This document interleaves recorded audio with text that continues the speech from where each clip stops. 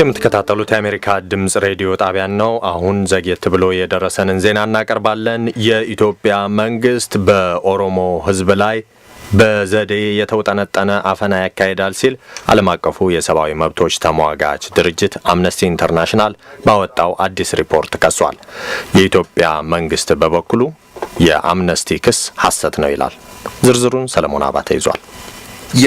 የአምነስቲ ኢንተርናሽናል የኢትዮጵያ ተመራማሪ ወይም መርማሪ ክሌር ቤስተን ድርጅታቸው ያወጣውን አዲስ ሪፖርት አስመልክቶ ለቪኦኤ በሰጡት ቃል የኢትዮጵያ መንግስት ለነገሩ ማንኛውንም ተቃውሞ በጸጋ አያስተናግድም ብለዋል። በተለይ ግን በኦሮሞ ሰው ላይ ያተኩራል ብለዋል።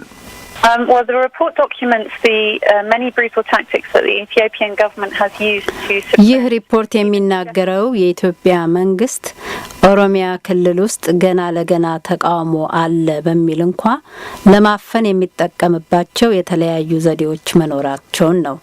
እነዚህ ዘዴዎች ደግሞ በሺዎች የሚቆጠሩ እስራቶችን፣ ያለ ክስ አስሮ ማቆየትን፣ የስቃይ አያያዞችን፣ ደብዛ ማጥፋትና ከህግ ውጪ የሆኑ ግድያዎችን ጭምር የሚያካትቱ ናቸው። በ2011 እና በ2014 ዓመተ ምህረት መካከል በአውሮፓውያኑ የዘመን አቆጣጠር ማለት ነው ባሉት ዓመታት ውስጥ ቢያንስ 5000 ሰው መታሰሩን የሚጠቁሙ መረጃዎች እንዳሏቸው ቤስተን አመልክተዋል። ኦሮሚያ ክልል ውስጥ እነዚህ እስራቶች የተካሄዱት አንድም ተቃውሟቸውን በግልጽ ባሳወቁ ሰዎች ላይ፣ በሌላ በኩል ደግሞ ይቃወማሉ በሚል በተጠረጠሩ ሰዎች ላይ መሆኑን የአምነስቲዋ መርማሪ ተናግረዋል። These are ordinary people from all walks of life, including teachers and students, farmers, medical professionals, business people, government employees. እነዚህ ሰዎች በሁሉም የህይወት ዘርፎች የተሰማሩ ተማሪዎች፣ መምህራን፣ ገበሬዎች፣ የጤና ባለሙያዎች፣ ነጋዴዎች፣ የመንግስትም ሰራተኞች የሚገኙባቸው ናቸው። ክሌር ቤስተን አነጋግረናቸዋል ካሏቸው ታሳሪዎች መካከል አንድ ለዩኒቨርሲቲ ውድድር የቢዝነስ እቅድ ያዘጋጀ ተማሪ የፖለቲካ አጀንዳ አለህ ተብሎ መታሰሩን፣ አንድ የመንግስት ሰራተኛ የሆነ የግብርና ባለሙያ ደግሞ ስራው ከማዳበሪያ ጋር የተያያዘ በመሆኑና በክልሉ ውስጥ የሚገኙ በመቶዎች የሚቆጠሩ ገበሬዎች የማዳበሪያው ዋጋ ተወደደ ብለው በመቆጣታቸውና ሰልፍን በመውጣታቸው ይህንንም ለመንግስት በማሳወቁ አንተ አነሳስተሃቸዋል ተብሎ መታሰሩን፣ እነዚያ ተቃውሟቸውን የገለጹ ገበሬዎችም መታሰራቸውን ተናግረዋል። There were so many other cases like this of people being arrested for the vaguest of reasons on their suspected political opinion. እንዲህ አይነት ፈጽሞ ግልጽ ባልሆኑ ምክንያቶች በፖለቲካ አስተሳሰባቸው ተጠርጥረው ከሌሎች ተቃውሞ አላቸው ተብለው ከሚጠረጠሩ ሰዎች ጋር ንክኪ አላቸው እንኳን እየተባሉ የሚታሰሩ ብዙ ናቸው። አምነስቲ ኢንተርናሽናል ከኢትዮጵያ እንዲወጣ ከተደረገ በአውሮፓውያን አቆጣጠር ከ2011 ዓ.ም ወዲህ ገብቶ ሁኔታዎችን መፈተሽና በቀጥታ መመርመር እንደማይችል ወይም በኢትዮጵያ መንግስት እንደማይፈቀድለት ከኦሮምኛ ዝግጅት ክፍላችን ባልደረባዬ ከጃለኔ ገመዳ ጋር ባደረጉት ቃለ ምልልስ ያስታወሱት ክሌር ቤስተን መረጃዎቻቸውን የሚያገኙት በአመዛኙ በብዙ ሀገሮች ውስጥ ተሰደው ከሚኖሩ የየማህበረሰብ አባላት ጋር ከተደረጉ ቃለ ምልልሶች፣ ኦሮሚያና አዲስ አበባ ውስጥ የሚኖሩ ሰዎች ከሚሰጧቸው እማኝነቶች መሆኑን አመልክተዋል። ከ240 በላይ ቃለ ምልልሶችን ማድረጋቸውንና እነርሱም እየተካሄዱ ናቸው ስለሚባሉ የመብት ረገጣዎች ተመሳሳይ ቃሎችን እንደሰጧቸው ገልጸዋል።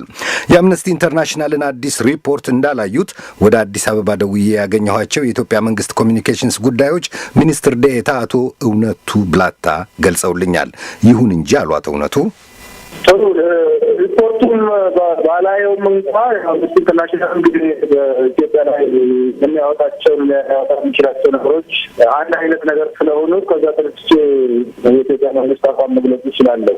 እሺ፣ በዚህ ቻፕተር ላይ የህዝብን ወይም ማንነትን መሰረት ያደረጉ ሽቆናዎችና ብሎች ካበቁ 23 ዓመታትን አስቆጥረናል። በዚህ ምክንያት ዛሬ ኢትዮጵያ ውስጥ ብሔረሰብን ወይም ማንነትን መሰረት ያደረጉ ሽቆናዎች ወይም መብሎች አያያዞች ሊካሄዱበት የሚችልበት አገር ላይ አይደለም ያለነው። የኦሮሞ ህዝብ ከአገሪቱ ውስጥ ትልቅ ቁጥሩን የያዘው ህዝብ ነው። ከ7 እስከ 30 ሚሊዮን የሚጠጋ ህዝብ ላይ በደል ተፈጽሞ ስርዓቱን ለስርዓት ሊቆም የሚችል ሊቀጥል የሚችል አይደለም እና ይሄ የክስ የፈጠራ ወይና የቀድመ ከዚህ በፊትም እንደሚያካሂዱት አንዳንዴም ርዕዮተ ዓለማዊ ተልዕኮ ከውስጥ ያለው ክስ አንድም ከኢትዮጵያ መንግስት ጥሩ ነገር ሰርተዋል ብሎ የማያውቁ ወገኖች ተረካክለው ከዛ የተለየ ነገር ስለሆነ በእኛ በኩል የሚገርም ነገር የለውም። ሁሌም የተለመደ ክሳቸውን ነው የቀጠሉት። ምክንያት የኦሮሞ ህዝብ ላይ እነሱ እንደሚሉት ኦሮሞ በማንነት ላይ ያንዳጠረ ቆራና በደል በዚህ ሀገር ላይ እየተካሄደ አይደለም፣ ሊካሄድ አይችልም። ጭቆናና በድሎ በማንነት ላይ መሰረት እንዳልኩ ካበቃ 23 ዓመታትን አስቆጠረንና ተቀባይነት የሌለው መሰረተ ቢስ የሆነ ክስ ነው የአምነስቲ ኢንተርናሽናል በኢትዮጵያ ላይ የሚነግረው አሉባልታ። አቶ እውነቱ ከዚህ በተጨማሪ የአምነስቲ የኢትዮጵያ ተመራማሪ ክሌር ቤስተን ለቪኦኤ በሰጡት ቃል እንደውም አፈና እየተካሄደ ያለው በመሰረቱ በኦሮሞዎች ላይ ወይም በኦሮሞ ተማሪዎች ላይ ብቻ አይደለም፣ በሁሉም የህይወት መስኮች ያሉ የአሁኑን መንግስት አይደግፉም የሚል ጥርጣሬ የሚያድርባቸው ወይም የሚጣልባቸው ሁሉ ከአስተማሪዎች እስከ አዋላጆች፣ የመንግስት ሰራተኞች፣ ድምፃውያንና ሌሎች ስፋት ያላቸው በተለያዩ የሙያ መስኮች የተሰማሩ ሁሉ ናቸው የሚዋከቡት ወይም ስጋት ላይ ያሉት። ይህንን መንግስት አይደግፉም ተብሎ ግምት ወይም ጥርጣሬ ከተጣለባቸውም ብለዋል። በዋናነት ተዋከቡ ሊባሉ ሊገባቸው እነዚህ አምነስቲ ኢንተርናሽናል የሚባሉና እሱ ያሰለፋቸው ጀኔዎቹ ካልሆነ ነበር ኢትዮጵያውያን በሀገሪቱ ውስጥ ያሉ ኢትዮጵያውያን የተዋከቡበት፣ የተረበሹበት፣ የተበጠበጡበት የለም። አሁን እሱ የሚነግሩኝ እውነት ከሆነ አምነስቲ ኢንተርናሽናል እና ሌሎችም አንዳንድ ከመብቶች ጋር ግንኙነት ያላቸው ድርጅቶች ላለፉት 3 እና 4 ዓመታት ታግደዋል ከኢትዮጵያ አይገቡም። በተለይ አምነስቲ ከ2011 ዓ.ም ጀምሮ አይገባም ኢትዮጵያ እና እንደዚህ አይነት ተቋማት ገብተው እንዲፈትሹ እንዲመረምሩ ለምንድን ነው የማይደረጉት? ለምንድንስ ነው የታገዱት? በዋናነት ስለ ኢትዮጵያ ጉዳይ የሚያገባው ኢትዮጵያውያን ናቸው። በሞግዚታዊ አስተዳደር በዙር ከኛ አገዛዝ የምትመራ ሀገር አይደለችም። ይቻላል ከታሪካችንም ታሪካችንም የሚታወቀው አልገዛም ባይባዋለን ነው። ይህንን መንግስትም ከሌላው ለየት የሚያደርገው የኢትዮጵያን ጉዳይ ሌሎች ገብቶ ሊፈተፍቱ አይገባም። የኢትዮጵያን ጉዳይ ወሰን ያለበት ኢትዮጵያውያን ቅድመት ስለመጋነሳ የኦሮሞን ህዝብ ጉዳይ የሚወስነው የኦሮሞ ህዝብ ነው።